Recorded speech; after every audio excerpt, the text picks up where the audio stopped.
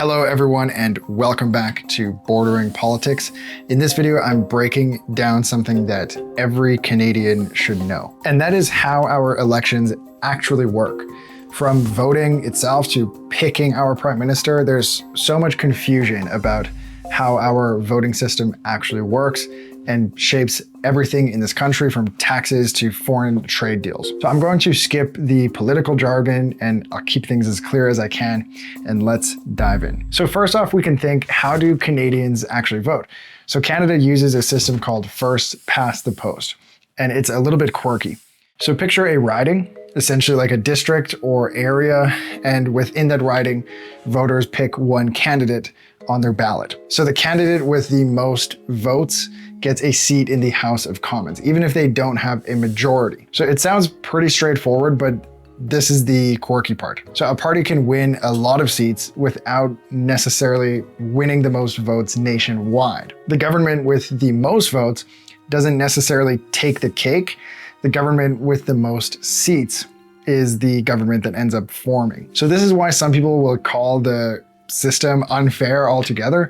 It rewards focused regional strength over a total number of votes nationwide. And just to further explain the kind of injustice here, that some will criticize the system for allowing a province to basically be stuck with a certain representation in terms of elected MPs.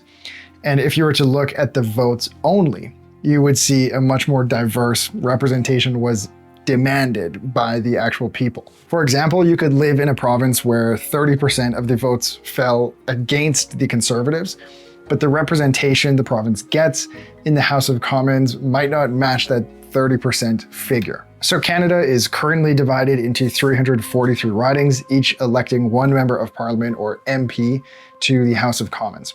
So ridings are based on population. Big cities have more than just rural areas, obviously, and each member of parliament that wins a seat represents the population in their riding in Ottawa. And that's where they show their support or their dissent for the laws and hold the rest of the government accountable. So think of your MPs as your local choice. You choose a person to represent you, and whichever party has the most MPs nationwide, they are the ones that form government. And Canada is a multi-party system. So the big players are the Liberals and the Conservatives, but there's also smaller parties that can sway policy this way or that through partnerships or lack thereof, lack of support. So parties pick a candidate to run in each riding, and then the party with the most seats, the most elected MPs, forms government, and whoever the leader of that party is becomes the prime minister.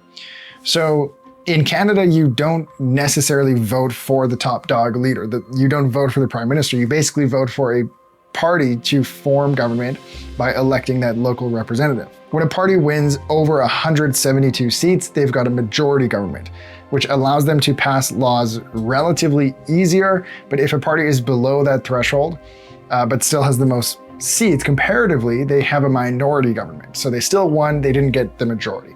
And that's what the Liberals currently have in 2025. And it's a little bit harder to operate, and it takes a lot more cooperation with the other parties. So minority governments rely on support from other parties to pass laws. They have to be a little bit more lenient to the other party's needs and desires.